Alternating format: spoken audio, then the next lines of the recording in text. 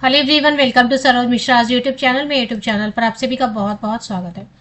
3,500 seats पर 3,500 post पर अच्छी नोटिफिकेशन रिलीज हुई है। ग्रेजुएट अगर आप हैं, स्नातक कैंडिडेट है किसी भी सब्जेक्ट से, अब अपने ही राज्य में या अपने ही स्टेट में, कहने का मतलब अपने ही स्टेट में या यूनियन टेरिटरी में आपको पोस्टिंग मिल जाएगी, काम करने का मौका भी मिलेगा। कोई एग्जाम नहीं है, कोई इंटरव्यू नहीं है, ना तो एग्जाम लेने वाले हैं ना तो इंटरव्यू लेने वाले। No exam no interview.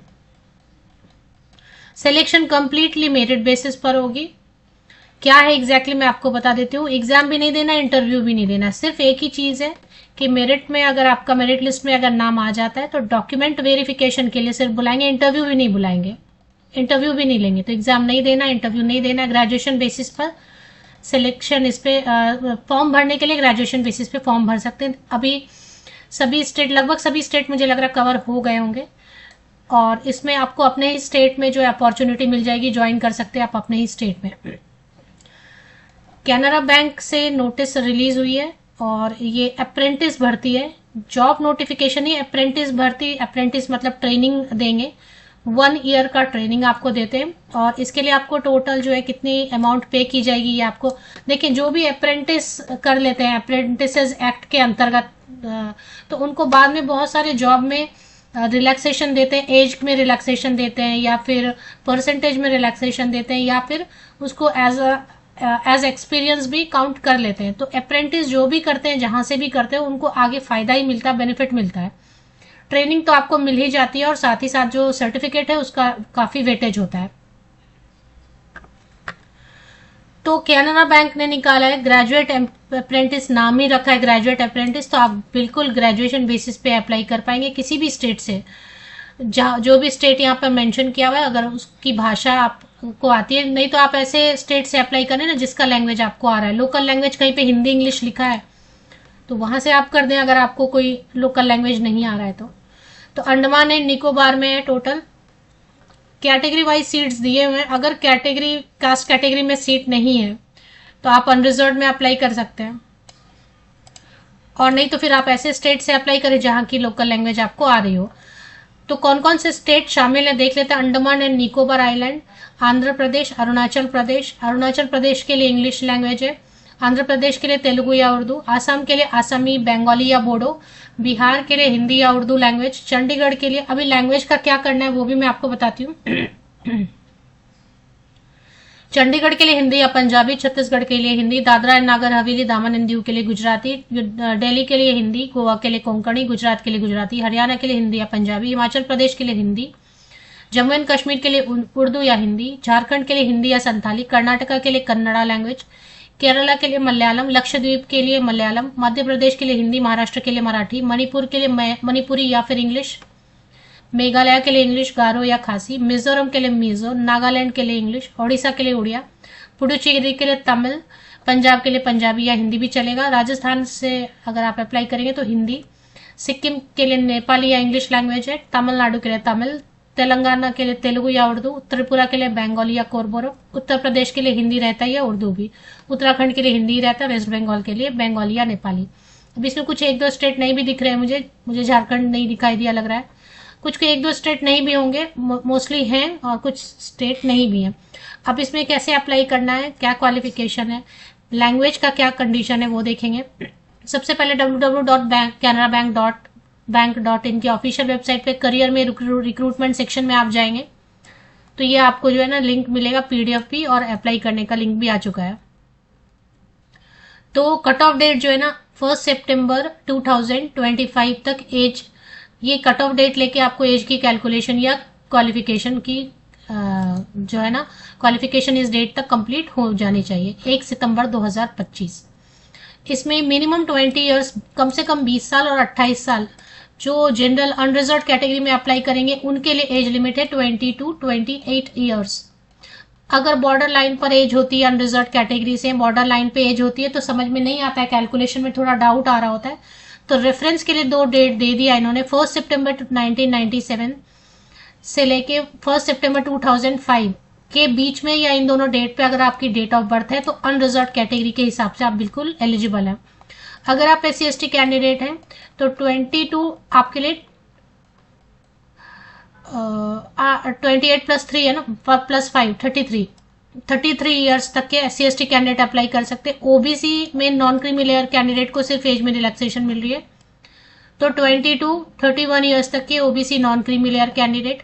PWD candidate को मिनिमम 10 ईयर्स की छूट मिलती है, तो 20 to 38 हो गया, 20 to 38 हो गया पीडब्ल्यूडी कैंडिडेट्स के लिए। इसके बाद सभी फीमेल कैंडिडेट को तो नहीं मिल रहा, लेकिन अगर विडो है या डाइवोर्सी वीमेन है तो उनके लिए एज में रिलैक्सेशन है। जनरल कैंडिडेट के लिए 20 to 35 ईयर्स एज लिमिट, अगर ऐसी फीमेल कैंडिडेट जो विडो या डाइवोर्सी है सिर्फ उनके लिए। ऑल फीमेल कैंडिडेट के लिए नहीं है, सभी महिलाओं के लिए छूट नहीं है। तो जनरल या ईडब्ल्यूएस है तो 20 to 35, ओबीसी अगर है तो 20 to 38, एंड अगर SC/ST फीमेल कैंडिडेट है तो 20 to 40 years. But female candidate जो इस कैटेगरी में आए, जो मेंशन किया है 4 पे, एसेंशियल क्वालिफिकेशन में ग्रेजुएशन इन एनी डिसिप्लिन, कुछ भी नहीं मांग रहे। परसेंटेज का भी प्रॉब्लम नहीं है, क्योंकि वो उसके बेसिस पे, परसेंटेज के बेसिस पे वो मेरिट लिस्ट बनाएंगे। तो प्रतिशत अंकों का इन्होंने कोई कंडीशन डाला नहीं है, परसेंटेज के हिसाब से वो कट ऑफ ये मेरिट लिस्ट डिसाइड करेंगे। तो ग्रेजुएशन किसी भी सब्जेक्ट से कर सकते हैं, सब्जेक्ट का कोई रेस्ट्रिक्शन नहीं है, विषय का कोई यहाँ पे ये नहीं है, प्रतिबंध नहीं है, कंडीशन नहीं है, कोई एक्सपीरियंस नहीं मांग रहे, कोई परसेंटेज नहीं मांग रहे, कोई टाइपिंग के लिए आपको सर्टिफिकेट नहीं मांग रहे, कोई कंप्यूटर की सर्टिफिकेट नहीं मांग रहे, किसी भी तरीके के एक्स्ट्रा कुछ भी डिमांड नहीं कर रहे, सिर्फ स्नातक हैं तो आप अप्लाई कर सकते हैं। चलिए अभी देख लेते हैं इसमें ग्रेजुएशन के लिए जो है एज लिमिट तो दे ही दिया है ना, एज लिमिट दे ही दिया है, तो यहाँ पे बता रहे हैं कि ग्रेजुएशन जो है ना इस डेट के बीच में पास आउट होना चाहिए। 1 जनवरी 2022 से लेके 1 सितंबर 2025, इसके बीच में या इन दोनों डेट पर आपकी ग्रेजुएशन हो रखी है तो आप जो है अप्लाई कर सकते हैं बिल्कुल, और एज का कंडीशन देखना है। टेस्ट ऑफ लोकल लैंग्वेज लेंगे, अगर आपने 10th या 12th में कहीं पर भी नहीं पढ़ा है तो कैंडिडेट हु प्रोड्यूस 10th और 12th स्टैंडर्ड मार्कशीट और certificate evidencing having studied the specific opted local language will not be required to undergo the local language test। तो जो भी कैंडिडेट ऐसे हैं जिन्होंने 10th में या फिर 12th में, जैसे कि आपने कोई स्टेट चूज किया उसमें कोरबोरोक लिखा हुआ है, तो कोरबोरोक आपका दिख रहा है 10th में या 12th में, तो फिर आपको जो है ना टेस्ट नहीं लेंगे, नहीं तो फिर आपको लोकल लैंग्वेज आ रहा है या नहीं आ रहा है वो टेस्ट लेंगे।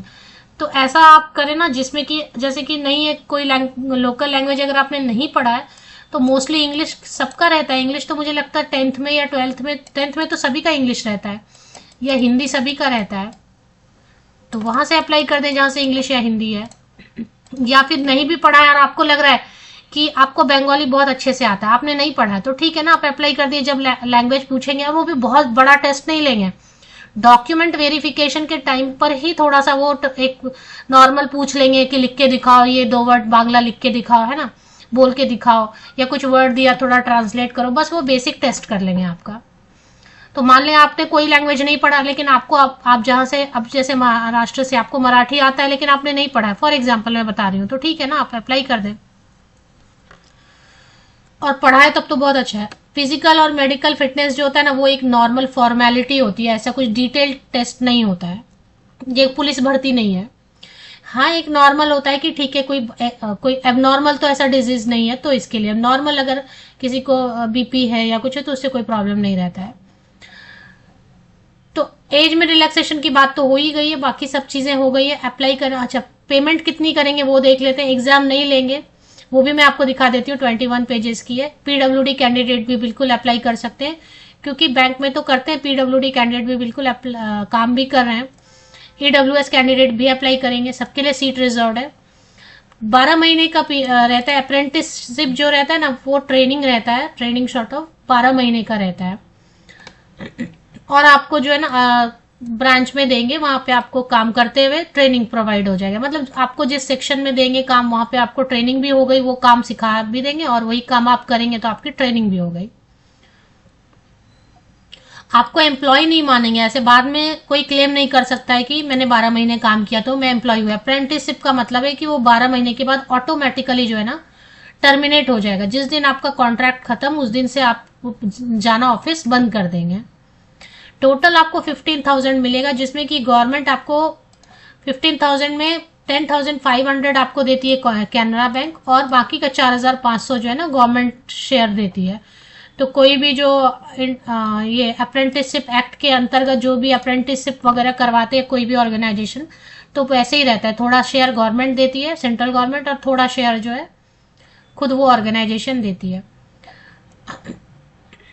जो जॉब आवर रहेगा वही रहेगा आपका काम का, जो बैंक का टाइमिंग रहेगा वही टाइम आप करेगा, अलग से आपको नहीं बिठाएंगे और अलग से आपको सुबह जल्दी बुलाना या देर रात तक वैसा कुछ नहीं रहेगा। जैसे बाकी एम्प्लॉयज काम कर रहे रहेंगे उसी टाइम में आपको काम करना। बैंक जैसे ही क्लोज हो जाएगा आपकी भी छुट्टी हो जाएगी। कोई ओवर टाइम नहीं रहेगा, कोई ओवर टाइम आपको नहीं रहेगा। अगर कुछ ऐसा हो भी गया, लीव वगैरह आपको नॉर्मल मिलेंगे, 4 कैजुअल लीव्स मिलेंगे आपको, और कुछ ऐसा रहेगा 12 casual leaves in a year मिलेंगे। वो तो मतलब अब कोई बीमार हो गया तो वो कैसे आएगा ना, तो 12-16 ऐसे लीव्स मिलेंगे। हॉलीडेज बैंक में जितनी बैंक में हॉलीडेज मिलती है वो सब आपको मिलेंगी।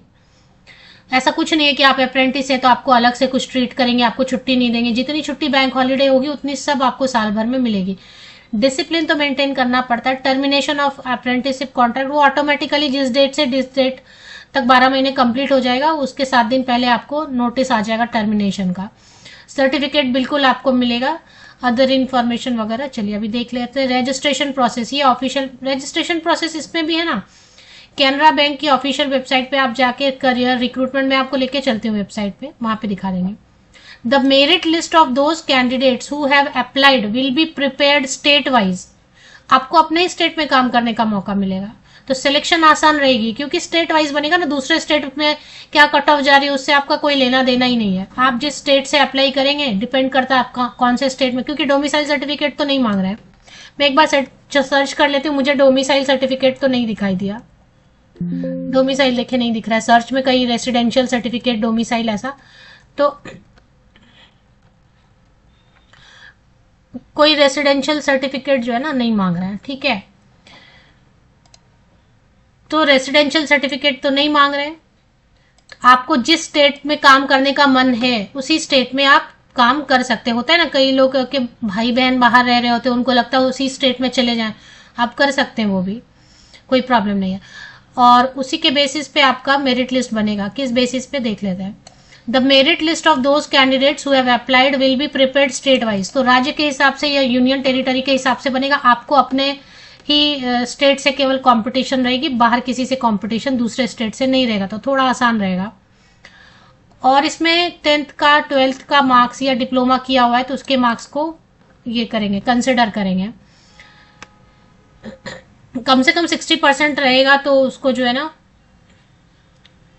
क्वालिफाइंग मार्क्स ओवरऑल बनाएंगे ना, वो डिपेंड करता है कि क्या। चलिए अभी देख लेते हैं। फाइनल सिलेक्शन वेरिफिकेशन होगा, पहले तो डॉक्यूमेंट वेरिफिकेशन होगा और लोकल लैंग्वेज थोड़ा अगर 10-12 सर्टिफिकेट में मेंशन किया हुआ है तो फिर बहुत अच्छा है। उसी स्टेट से अप्लाई कीजिए ना जिस स्टेट में आपको लोकल लैंग्वेज, या फिर जो स्टेट थोड़ा सस्ता है जहां कंपटीशन कम है। क्योंकि डोमिसाइल नहीं मांग रहे तो आप किसी भी स्टेट से अप्लाई कीजिए जहां की लोकल लैंग्वेज आ रही हो, या फिर इंग्लिश हिंदी पढ़ा है तो ऐसा स्टेट से कर दीजिए। SC ST PWD को कोई फॉर्म फीस नहीं है, तो ये कैंडिडेट जरूर अप्लाई कर दें। क्योंकि साइड में अगर आप तैयारी भी कर रहे हैं एग्जाम की तो आप कर सकते हैं, क्योंकि ओवर टाइम आपको देंगे नहीं, ज्यादा प्रेशर ज्यादा काम आपको देंगे नहीं। नॉर्मल ट्रेनी के को कितना काम कराएंगे, ट्रेनी है, आपसे गलती भी हो सकती है, इसलिए बहुत ज्यादा रेस्पॉन्सिबिलिटी देंगे नहीं। तो साइड इनकम के लिए अच्छा है, साइड इनकम हो गई, 1 ईयर आप किसी कॉम्पिटिशन की तैयारी भी साथ में कर सकते हैं। तो SC ST PWD कैंडिडेट्स को छोड़ के जितने भी male female general EWS OBC candidate उनके लिए 500 रुपीज फीस रहेगी, वो भी non refundable. How to apply के लिए 23 सितंबर आज मैं वीडियो बना रही हूँ, आज ही नोटिफिकेशन आई, आज से ही ऑनलाइन एप्लीकेशन शुरू हो गया है। 12 अक्टूबर तक आप अप्लाई कर सकते हैं।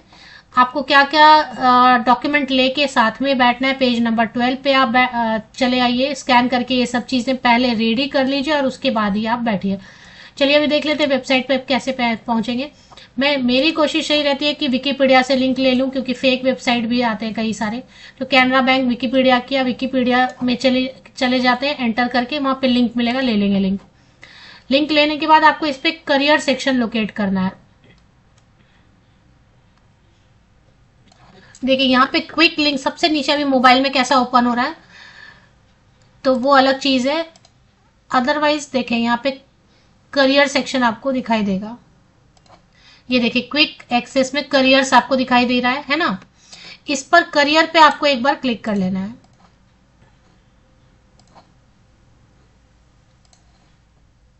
तो करियर पे एक बार क्लिक किया और ये लिस्ट है। लिस्ट ऐसे नहीं आ रहा है, ऐसे ना एडवर्टीजमेंट दिख नहीं रहा है। नो मोर पे एक बार क्लिक करें आप। ये देखें, ये नो मोर पे क्लिक करें। एक ना ऊपर लिस्ट दिख रही है अप्रेंटिस की, वो लिस्ट नहीं चेक करना है हमें, हमें नया विज्ञापन है वो देखना है।